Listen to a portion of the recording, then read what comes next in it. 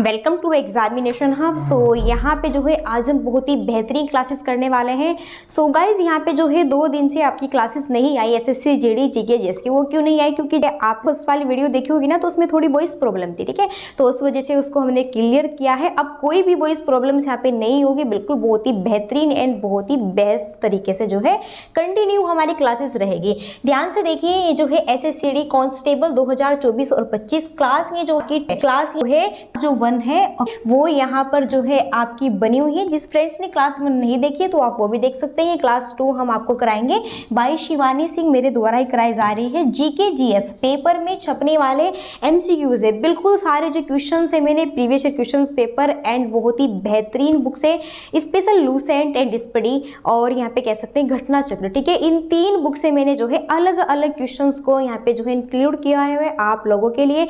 बहुत ही बेहतरीन कंटेंट है, बस ये कह सकते हैं, ठीक है। तो चलिए फिर यहाँ पर हम आगे बढ़ते हैं। और भाई यहाँ पर जो है आप देख रहे हैं स्क्रीन पर हमारा जो है फर्स्ट क्वेश्चन है, ओके।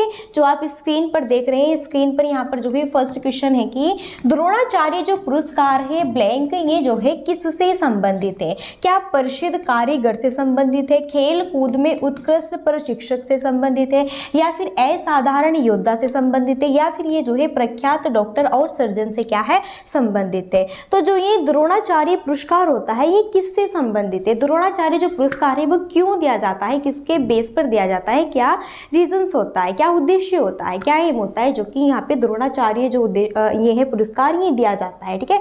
तो यहाँ पर अगर हम देखें जो द्रोणाचार्य पुरस्कार है भाई वो दिया जाता है जब खेल कूद में उत्कृष्ट जो प्रशिक्षक होता है, यानी कि खेल कूद में बहुत ही अव्वल होता है उसके ही, ठीक है, उसके ही यहाँ पे जो है उसमें प्रशिक्षक में यहाँ पर जो है इसको द्रोणाचार्य पुरस्कार दिया जाता है। और यहाँ पर जो आप साइड में इमेज देख रहे हैं, ओके, देखो इस तरह का होता है भाई जो ये द्रोणाचार्य जो पुरस्कार है ना, इस तरह का यहाँ पर जो है देखने को, ठीक है, ये आपको दिख रहा है यहाँ पर, ठीक है। यही क्या है? द्रोणाचार्य पुरस्कार है, द्रोणाचार्य अवार्ड है, ओके। आई होप आपको ये क्वेश्चंस बेहतरीन तरीके से समझ में आ गया होगा। अगर हम यहाँ पर इसके बारे में कुछ एक्स्ट्रा पॉइंट्स देखें, जैसे हमने यहाँ पर देखा कि जो द्रोणाचार्य पुरस्कार है वो खेल प्रशिक्षकों को पुरस्कृत करने के लिए, ठीक है, दिया जाता है। अच्छा, अगर हम बताएं इस पुरस्कार का जो नाम है किसके नाम पर रखा गया है? द्रोण के नाम पर।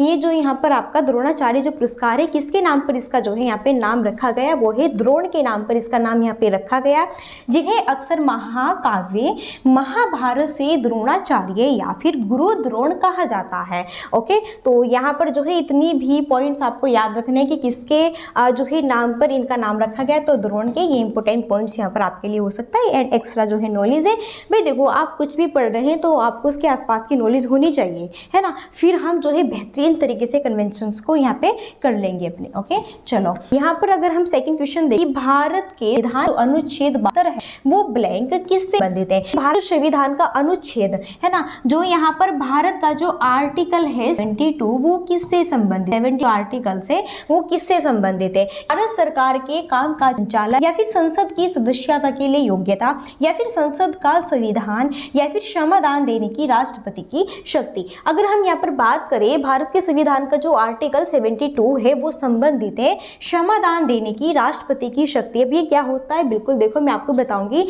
आप जो यहाँ पर देख रहे हैं साइड में ये क्या है? आर्टिकल 72। और इसमें क्या होता है? जो प्रेसिडेंट होते हैं, है ना, प्रेजेंट टाइम में जो भी प्रेसिडेंट होते हैं तो वो क्या करते हैं? क्षमादान देने की, ठीक है, शक्ति प्रदान करते हैं। मान लीजिए किसी पे जो है कोई भी यहाँ पे आरोप लगा हुआ है या फिर कुछ भी, है ना, अगर उसकी थोड़ी यहाँ पे जो है आपको उस आरोपी की यहाँ पे जो है कुछ भी जो सजा है वो थोड़ी कम करनी है ना, तो ये जो है यहाँ पे प्रावधान कौन कर सकता है? ये जो है प्रेसिडेंट कर सकता है ना। और भाई किस आर्टिकल्स में? 72 आर्टिकल्स के थ्रू, ठीक है। जो 72 आर्टिकल्स है इसके थ्रू जो है यहाँ पे जो हमारे प्रेसिडेंट होते हैं प्रेजेंट टाइम में वे जो है इसकी थोड़ी जो यहाँ पे क्षमा होती है ना, इसकी जो यहाँ पर हम कह सकते हैं उसकी यहाँ पर जो भी सजा है, ठीक है, उसको कम करना थोड़ी, है ना, कि भाई उसको बहुत ज़्यादा सजा दी गई है फिर उससे थोड़ी कम करना। तो ये जो है किसके पास में है? ये शक्ति प्रेसिडेंट के पास में है। बस आपको इतना याद रखना है। बेहतरीन क्वेश्चन है भाई, और ये बिल्कुल आपके एग्जाम्स में जो है आ सकता है क्वेश्चन। अगर हम यहाँ पर देखिए राष्ट्रपति की क्षमादान सत्या संविधान के आर्टिकल 72 के, ठीक है, अंतर्गत आती है। इतनी हमने बात यहाँ पे की। जो क्षमा है, अपराधी को सभी दंडों से मुक्त करना, ठीक है, क्षमा, है ना, जो यहाँ पे हमने बताया क्षमादान जो है यहाँ पे कि भाई प्रेसिडेंट क्षमादान की इसमें जो है कम करने की शक्ति होती है। तो अपराधी को सभी दंडों से मुक्त करना ये इसका क्या होता है, मीन्स होता है, या फिर सजा को कम करना। विनिमय सजा को बदले बिना सजा के एक रूप को, ठीक है, दूसरे के साथ में बदलना, यानी न्यायिक सजा में कमी, विशेष रूप से मौत की सजा को दूसरी कम गंभीर सजा में बदलना। भाई अगर किसी बंदे को यहाँ पर जो है हम कह देते हैं ना कि भाई इसको जो है क्या होगा, फांसी की सजा होगी, ठीक है। तो अगर उस फांसी की सजा को जो है यहाँ पे रोकना है या फिर कम करना है तो उसे जो है उसकी जगह पे और दूसरी जो नेक्स्ट सजा होगी वो यहाँ पे जो है दी जाएगी, जो उससे कम होगी, है ना। ये होता है इसका मतलब। आगे बढ़ते हैं नेक्स्ट। यहाँ पर अगर देखिए स्क्रीन पर थर्ड क्वेश्चन, भाई देखो यहाँ पे थर्ड क्वेश्चन है कि भारत के संविधान में पहला संशोधन किस वर्ष किया गया था, है ना। ये यहाँ पे जो है आपके सामने विकल्प है 1954 में, 1950 में, या फिर 1959 में, या फिर 1951 में। बात करते हैं भारत के संविधान में पहला संशोधन किस वर्ष किया गया था। अगर हम इसकी बात करें, ये किया गया था 1951 में। कब किया गया था, 1951 में जो है भारत का जो संविधान है इसमें पहला संशोधन किया गया था 1951 में।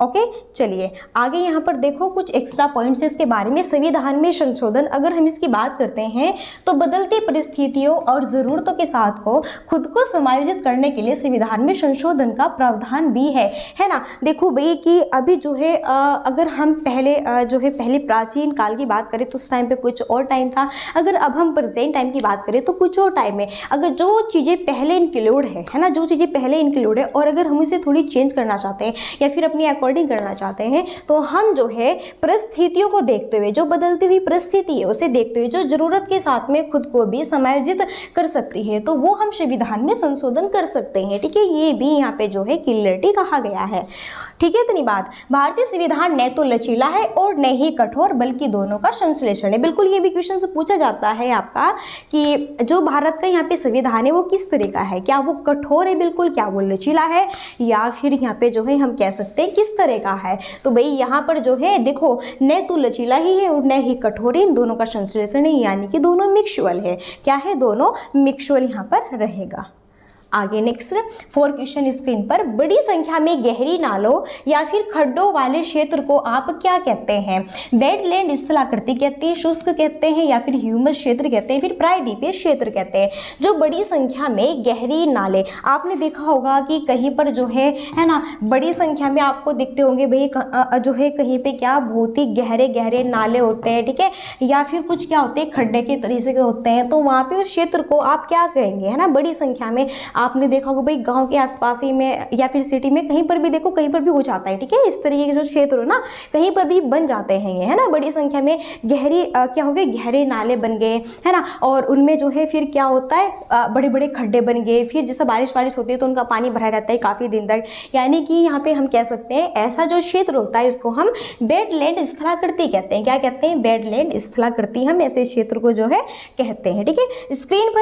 स्क्रीन पर फिर आगे नेक्स्ट क्वेश्चन है, देखो भाई कि इनमें से जो है आपको किस रसायन को सिरका के नाम से भी जाना जाता है ना। वो कौन सा रसायन है जिसको कि सिरका के नाम से भी जाना जाता है। क्या वो ऑक्सैलिक अम्ल है, या फिर चींटी का तेजाब है, या फिर एसिटिक अम्ल है, या फिर यहाँ पे कहे कि टार्टरिक एसिड है।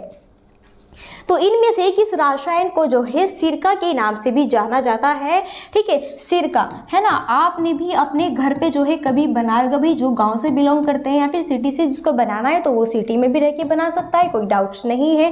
लेकिन विलेज में अक्सर जो है सिरका बनाया जाता है, ठीक है। विलेज में अक्सर जो है सिरका बनाया जाता है खाने के लिए, रोटी के साथ बड़े चाव से खाते हैं गाँव के जो बंदे होते हैं, है ना। अगर आपने कभी बनाया है तो कमेंट बॉक्स में बताइए। तो इसमें जो है किसका, ठीक है, किस रसायन को सिरका के नाम से जाना जाता है, वो है एसिटिक अम्ल। क्या है, एसिटिक अम्ल इसका रासायनिक नाम है, यानी कि यहाँ पे जो हमारा थर्ड ऑप्शन होगा बिल्कुल करेक्ट होगा, जिस आप साइड में देख रहे हैं यहाँ पर। ओके, देखो इस तरीके का होता है ये आपका सिरका, और इसको जो है जो अनाज की, ठीक है, अनाज जो गेहूँ होता है उसके थ्रू, या फिर जो ये शराब वगैरह ना उसके थ्रू, या फिर भाई गन्ने के थ्रू, देखो चीनी मीठे से ही तो बनता है ये, है ना भाई, चीनी से, या फिर जो वहाँ पे इसका गन्ने का जो रस होता है उसके थ्रू भी बनाया जाता है। बाकी जो ये आपका यहाँ पे गेहूँ का और जो ये होता है ना, ठीक है, इस तरह से भी आप इसको जो है बना सकते हैं। अगर हम इसके बारे में बात करें यहाँ पर कुछ, तो सिरके का जो रासायनिक नाम है ना, वो क्या है, एसिटिक अम्ल है। इसका रासायनिक नाम क्या है, एसिटिक अम्ल है। एसिटिक अम्ल को जो है एथेनोइक अम्ल भी कहा जाता है। अगर हम इसके रासायनिक सूत्र की बात करें, वो क्या है, CH3COOH, क्या है, CH3COOH इसका क्या है, रासायनिक सूत्र है। अगर हम सिरके के रासायनिक सूत्र की बात करें, इसको जो है एसिटिक अम्ल भी कहते हैं या फिर इसको एथेनोइक अम्ल भी कहा जाता है।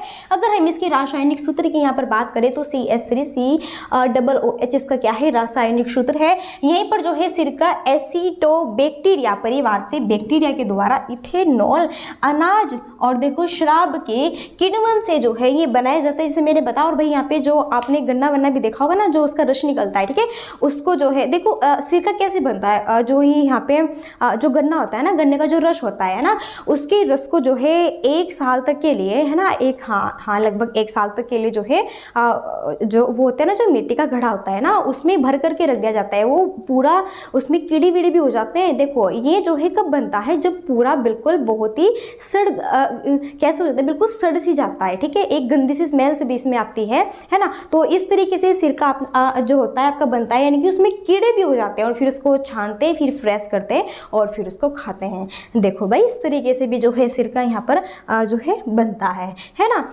चलिए आगे देखते हैं। आगे नेक्स्ट क्वेश्चन अगर हम देखें, स्क्रीन पर देखो, नेक्स्ट है, बंगाल ब्लैंक के तहत मुगल नियंत्रण से अलग हो गया जो प्रांत के गवर्नर का डिप्टी था। कासिम खान, फारूक शियार, मुर्शिद कुली खान या फिर शाइस्ता खान। सो इस क्वेश्चन का जो सही आंसर्स होगा वो क्या होगा, देखो बंगाल, ठीक है, अगर बात करें बंगाल जो है मुर्शिद कुली खान के तहत मुगल नियंत्रण से अलग हो गया, जो कि प्रांत के गवर्नर का भी क्या था, डिप्टी था। और ये क्वेश्चंस स्पेशल एसएससी जीडी का क्वेश्चन है, बेहतरीन स्पेशल एसएससी जीडी का यहाँ पर ये क्वेश्चन है, जो कि बहुत इंपॉर्टेंट क्वेश्चन है। और सही आंसर्स क्या होगा, मुर्शिद कुली खान इसका सही आंसर्स यहाँ पे हो जाएगा। और साइड में आप यहाँ पे इमेज देख रहे हैं, भाई साहब देखो कैसे बैठे हुए हैं मुर्शिद कुली खान जी, आप इनको देख लो कैसे बैठे हुए, बिल्कुल ऐसे अकड़ के बैठे हुए हैं, है ना। देख लो भाई कैसे बैठे हुए हैं आप इनको, थोड़ा इधर साइड में। चलिए 1 मिनट, हाँ चलो यहाँ पे यहाँ पे बैक हो गए थे। देखो भाई क्वेश्चन है नेक्स्ट, सम्राट अकबर ने बुलंद दरवाजा किस वर्ष बनवाया था। जो सम्राट अकबर है इन्होंने बुलंद दरवाजा किस वर्ष बनवाया था, 1500 यहाँ पे 2 में या फिर 1575 में या फिर 1534 में या फिर 1601 में। अगर सम्राट अकबर की बात करें, इन्होंने जो बुलंद दरवाजा है वो किस वर्ष बनवाया था, 1575 में बनवाया था। कब बनवाया था, 1575 में बनवाया था। जो भी ऑप्शन है वो करेक्ट होगा। और साइड में आप देखिए कितना शानदार एंड कितना सुंदर यहाँ पर जो है ये नज़ारा है ना। देखो भाई घूमने जाते हैं, है ना, देखो यहाँ पर जो है बंदे घूमने भी जा रहे हैं। और ये जो आपको यहाँ पर दिख रहा है ये क्या है, बुलंद दरवाजा है। ये क्या है, ये है बुलंद दरवाजा। ओके आप मुझे बताइए क्या इमेज बिल्कुल क्लियर दिख रही है आपको, इमेज बिल्कुल क्लियर है कि नहीं है। सो प्लीज़ आप मुझे कमेंट बॉक्स में बताइए क्या आपको बिल्कुल सब कुछ क्लियरिटी दिख रहा है, कि एमसीक्यूज क्वेश्चंस बिल्कुल सब कुछ क्लियर है। ओके अगर हम इम्पोर्टेंट पॉइंट्स देखते हैं तो फतेहपुर सिकरी में बुलंद दरवाजे का निर्माण महान मुगल सम्राट अकबर ने 1575 में करवाया था। अगर क्वेश्चन ये ना बन के ये बने कि बुलंद दरवाजे का निर्माण किसने करवाया था, तो ये अकबर ने करवाया था। अगर ये बने कि बुलंद दरवाजे का निर्माण कहाँ पे किया गया था, फतेहपुर सिकरी में किया गया था, है ना। 2 क्वेश्चन कंप्लीट हुए। अगर ये बने कि अभी जो हमने पढ़ा बुलंद दरवाजे का निर्माण जो है किस मुगल सम्राट ने, ठीक है, और कब करवाया था, तो 1575 में। देखो यहाँ पे 3 क्वेश्चंस आपके कंप्लीट हो गए। अकबर ने गुजरात पर अपनी जीत के उपलक्ष्य में बुलंद दरवाजे का निर्माण करवाया था। भाई इन्होंने ये जो यहाँ पे बुलंद दरवाजा है ये जो बनवाया था, अभी मैंने आपको दिखाया क्यों बनवाया था। अकबर ने जो है गुजरात पर जीत हासिल की और इसी जीत के हासिल करने के बाद इन्होंने जो है यहाँ पर क्या बनवाया था, बुलंद दरवाजा बनवाया था, है ना। जब ये गुजरात पर इन्होंने अपनी जीत हासिल की, इसके ही उपलक्ष्य पर इन्होंने बुलंद दरवाजे का निर्माण करवाया था।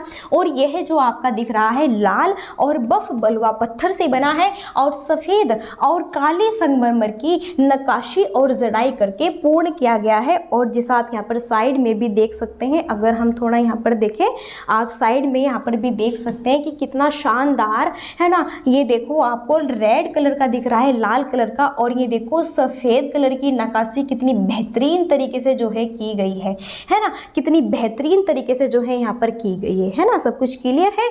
चलो आगे यहाँ पर देखते हैं भाई, नेक्स्ट क्वेश्चन है आगे।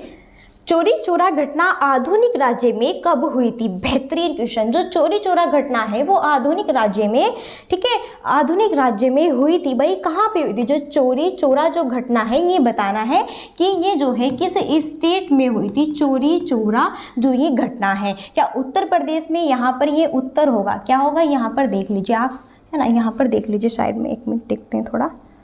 ओके चलो क्लियर है।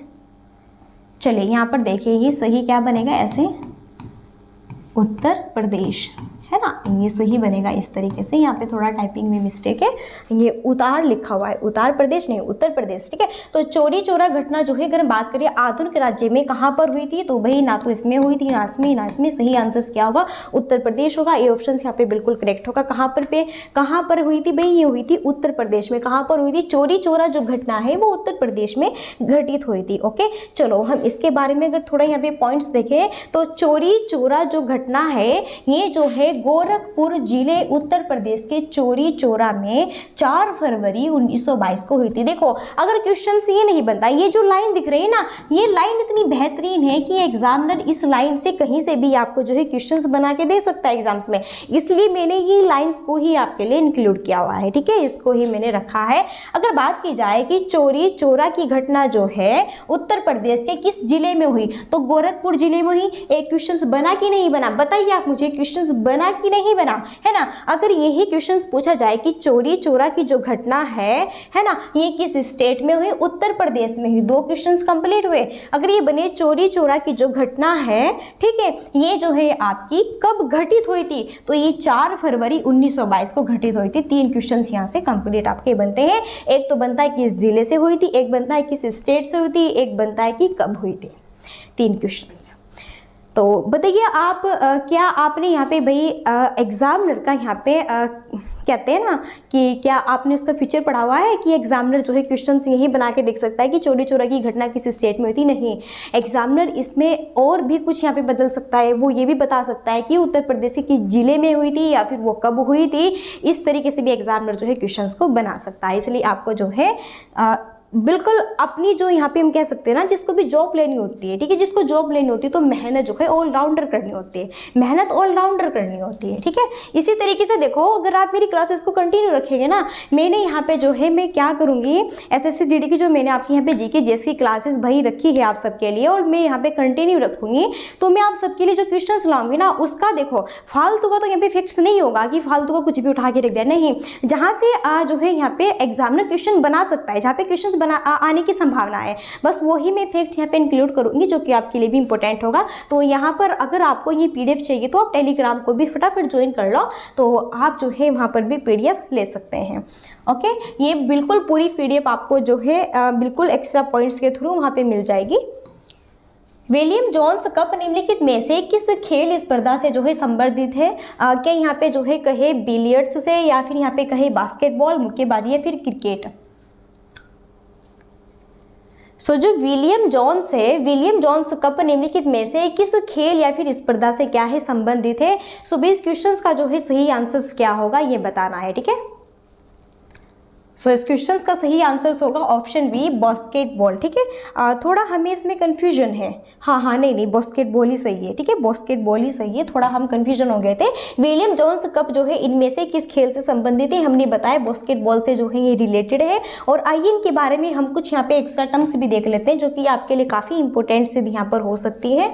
देखो इसका नाम जो है basketball promoter Renato William Jones के सम्मान में रखा गया था। ओके। और वह जो है इंटरनेशनल बास्केटबॉल फेडरेशन यानी कि यहाँ पे कह सकते हैं फीबा के संस्थापक भी थे। भाई जो ये है यहाँ पर रेनाटो विलियम्स जोन्स, ये इनका पूरा नाम है। अगर हम कहें कि जो बास्केटबॉल फेडरेशन है इसके संस्थापक कौन रहे थे, तो ये जो है विलियम जोन्स इसके संस्थापक भी थे। और जेम्स जो नाइस्मिथ है इसको जो है बास्केटबॉल का जनक भी कहा जाता है ना। देखो किसको भाई, जेम्स नाइस्मिथ को। अगर पूछे बास्केटबॉल का जनक किसे कहा जाता है, तो जो बास्केटबॉल है इसका अगर हम जनक की बात करें तो ये कहा जाता है जेम्स नाइस्मिथ को। अगर यहाँ पर हम बात करें कि यहाँ पे जो है फीबा के संस्थापक कौन थे, तो भाई रेनाटो विलियम जोन्स भी थे। और अगर हम इसकी यहाँ पे जनक की बात करें, जनक जो है वो जेम्स नाइस्मिथ है, ये आपको याद रखना है। और ये एक पारंपरिक बास्केटबॉल टीम में 12 खिलाड़ी होते हैं। हाँ, ये भी पूछा जा सकता है कि जो बास्केटबॉल यहाँ पे है इसमें जो है कितने खिलाड़ी होते हैं, बास्केटबॉल जो टीम है इसमें टोटल कितने खिलाड़ी होते हैं। टोटल इसमें 12 खिलाड़ी होते हैं। कितने टोटल यहाँ पे जो है इसमें 12 खिलाड़ी होते हैं, ये भी पॉइंट्स आपको याद रखना है। आगे बढ़ते हैं नेक्स्ट। निम्नलिखित में से कौन सा बंदरगाह या फिर टर्मिनल की अगर बात करें प्रशांत महासागर में स्थित नहीं है, जो नहीं है ना वो हमें यहाँ पे बताना है। Sydney Australia, Yokohama Japan, Rio de Janeiro Brazil या फिर शंघाई चाइना में। तो इनमें से कौन सा बंदरगाह, कौन सा बंदरगाह, देखो जो ये सिडनी है ना, ये सिडनी क्या है, एक बंदरगाह है। योकोहामा एक बंदरगाह है जापान में, रियो डी जेनेरियो, ठीक है, और भाई जो शंघाई है वो भी क्या है, बंदरगाह है, ठीक है। तो टर्मिनल प्रशांत महासागर में है ना, कौन से भी प्रशांत महासागर, प्रशांत महासागर जो है सबसे बड़ा महासागर है ना। प्रशांत जो महासागर है सबसे बड़ा ये महासागर है, क्या है, ये पूरे विश्व का सबसे क्या है, बड़ा यहाँ पर जो है महासागर है। अगर पूछे कि सबसे बड़ा जो महासागर है वो कौन सा है, तो वो भाई यहाँ पर बनेगा प्रशांत महासागर जो है सबसे बड़ा महासागर है। और इसमें स्थित नहीं कौन सा बंदरगाह है, तो अगर हम यहाँ पे बात करें, इसमें जो है सिडनी भी है, इसमें जो है योकोहामा भी है, इसमें शंघाई चीन भी है, जबकि जो रियो डी जेनेरियो है ना ब्राज़ील में, ओके, ये जो है आपका प्रशांत महासागर में बंदरगाह टर्मिनल नहीं है। ये पॉइंट्स याद रखना है, ओके। अगर हम इनके बारे में कुछ यहाँ पे जाने तो फिर ये है क्या, अगर इनके बारे में जाने कुछ यहाँ पर, जो रियो डी जेनेरियो है बंदरगाह, ये जो है ब्राज़ील के दूसरे सबसे अधिक आबादी वाले शहर में स्थित एक बंदरगाह है। और यह अटलांटिक महासागर में, देखो कहाँ पर, ये जो है आपका अटलांटिक महासागर में। वहाँ पे क्वेश्चन बना कि प्रशांत महासागर में कौन सा टर्मिनल नहीं है, बंदरगाह टर्मिनल कौन सा नहीं है, तो वहाँ पर क्या था, रियो डी जेनेरियो। अब रियो डी जेनेरियो क्यों हुआ, क्योंकि आपका प्रशांत महासागर में नहीं बल्कि कहाँ पर, अटलांटिक महासागर में। बिल्कुल प्रूफ देखो ध्यान से, कहाँ पर है ये, अटलांटिक महासागर में एक लोकप्रिय गुआनाबारा खाड़ी के पश्चिमी तट पर स्थित है। तो आप मुझे बताइए जो दोनों पॉइंट्स मैंने आपके लिए लिए, क्या ये बेहतरीन है कि नहीं। अब भाई जैसा हमने देखा कि जो प्रशांत महासागर में वहाँ पे तो स्थित नहीं है, तो अब कहीं ना कहीं तो होगा, वो तो पढ़ना हमें जरूरी है कि नहीं है, वो हमें यहाँ पे पढ़ना जरूरी है कि नहीं है, बस ये बताइए आप मुझे। तो इसलिए यह अटलांटिक महासागर में लोकप्रिय एक गुआनाबारा खाड़ी के पश्चिमी तट पर स्थित है, और ये अटलांटिक महासागर में स्थित है, न कि प्रशांत महासागर में। ओके, चलो आगे। वाइसराय लॉर्ड जो कर्जन है, वाइसराय लॉर्ड कर्जन ने बंगाल का विभाजन कब किया था, 1904 में, 3 में, 5 में, 2 में। बेहतरीन क्वेश्चन है, जबरदस्त वाला क्वेश्चन बनेगा। अगर हम बात करते हैं वाइसराय लॉर्ड कर्जन की, तो उन्होंने बंगाल का विभाजन किया था 1905 में। कब किया था, 1905 में किया था। यहाँ पर जो है हमारा सी ऑप्शन करेक्ट होगा। अगर यहाँ पर हम देखें, लॉर्ड कर्जन ने जो है यहाँ पे 1899 से 1905 तक भारत के वाइसराय के रूप में कार्य किया, और कर्जन के समय में ही 16 अक्टूबर 1905 को बंगाल प्रांत का विभाजन हुआ। अगर यहाँ पे ये पूछा जाए कि भाई बंगाल प्रांत का विभाजन जो है किसके समय में हुआ, तो उस टाइम पे वाइसराय कौन थे, तो उस टाइम पे वाइसराय कौन थे, कर्जन थे।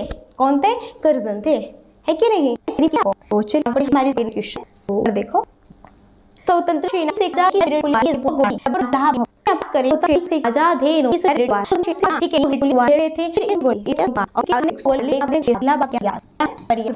लगता है तो यहाँ पर आप के लिए क्या बोले, चंद्र आदि के नाम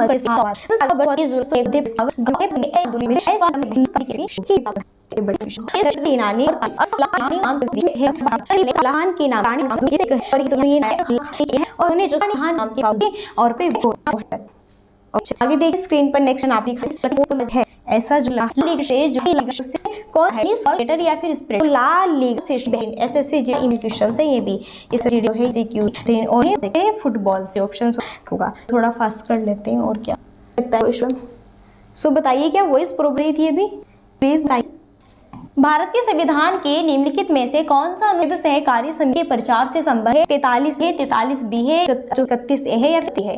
भारत के संविधान के इनमें से कौन सा वो आर्टिकल है जो कि सहकारी समितियों के प्रचार से संबंधित है? वो है यहाँ पे क्या 43 बी। 43 जो बी आर्टिकल्स है ना, वो यहाँ पर जो है सहकारी समितियों के प्रचार से क्या है, रिलेटेड है। ओके तो स्क्रीन पर आगे नेक्स्ट क्वेश्चन। नेक्स्ट क्वेश्चन से पहले थोड़ा यहाँ पे पॉइंट्स जान लो आप कि भारत का जो आर्टिकल्स हैं ये 43 बीस के अकॉर्डिंग बात करें, राज्य सहकारी समितियों के स्वैच्छिक गठन, उसका स्वायत्त कामकाज, उसका लोकतांत्रिक नियंत्रण और उसके पेशेवर प्रबंधन को बढ़ावा देने का एक प्रयास करेगा। जो ये 43 बी आर्टिकल्स है, अनुच्छेद 43 बी आर्टिकल्स जो है संविधान के भाग 4 में शामिल है। अगर बात करें कि जो ये आर्टिकल्स 43 बी है ये संविधान के किस भाग में स्थित है, तो भाग 4 में भी ये क्या है, स्थित है। टोटल भाग कितने हैं, 22।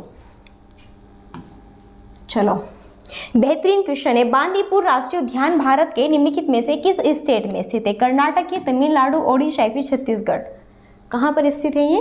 बात हुई है भाई किसकी, बांदीपुर राष्ट्रीय उद्यान की यहाँ पर जो है बात की गई है और ये भारत के निम्नलिखित में से किस राज्य में जो है स्थित है ये बताना है। अब तक का बहुत ही बेहतरीन क्वेश्चन है, सारे क्वेश्चन बेहतरीन क्वेश्चन है। स्पेशल एसएससी जीडी जीके जैसे बेहतरीन तरीके से क्वेश्चन सारे मैंने जो है इंक्लूड किए आप लोगों के लिए। भाई आपका भविष्य की यहाँ पे बात है, देखो अब कुछ ऐसे तो नहीं करा देंगे आपको कहीं से भी उठाए कुछ भी करा दिया, नहीं, जो स्पेशल एसएससी जीडी का होगा वही कराएंगे, जो आने की पूर्ण संभावना है। तो बांदीपुर राष्ट्रीय उद्यान की अगर बात, तो ये भारत के जो है कर्नाटक राज्य में स्थित है। कहाँ पर, कर्नाटक राज्य में स्थित है। बेहतरीन ये क्वेश्चन यहाँ पे बनेगा। ओके चलिए अगर हम बात करें कर्नाटक के और अन्य राष्ट्रीय उद्यानों की, तो यहाँ पर अगर पूछा जाए कि नागरहोल, देखो अब ये तो नहीं कि आपसे जो है बांदीपुरी पूछा जा सकता है, भाई वो भी पूछा जा सकता है, इसलिए एक्स्ट्रा तो पढ़ना ही होगा, है ना। अब कर्नाटक की बात हुई तो कर्नाटक के जितने भी यहाँ पे नेशनल पार्क है ना सबको जान लेते हैं। अंशी नेशनल पार्क की बात करें तो भी कर्नाटक, या फिर बन्नीरघट्टा की बात करें, या फिर कुद्रेमुख, बहुत बेहतरीन, ये सारे ही भाई इंपॉर्टेंट है, ये अब से पहले किसी न किसी एग्जाम्स में पूछे गए हैं, है ना। अंशी राष्ट्रीय उद्यान और बन्नीरघट्टा राष्ट्रीय उद्यान, कुद्रेमुख राष्ट्रीय उद्यान, नागरहोल राष्ट्रीय उद्यान, 4 के 4 जो राष्ट्रीय उद्यान है, और जो प्लस आपका बांदीपुर राष्ट्रीय उद्यान है, बेहतरीन, ये सारे जो है कहाँ पे है, कर्नाटक स्टेट में स्थित है। ठीक है, यहाँ पे देखो आगे नेक्स्ट क्वेश्चन है, ब्लैंक वह शुद्धि आंदोलन के संस्थापक थे। बेहतरीन क्वेश्चन है, वह शुद्धि आंदोलन के संस्थापक थे, कौन थे? तो जिस आप स्क्रीन पर देख रहे हैं भाई कौन, स्वामी विवेकानंद। स्वामी विवेकानंद, देखते हैं थोड़ा इनका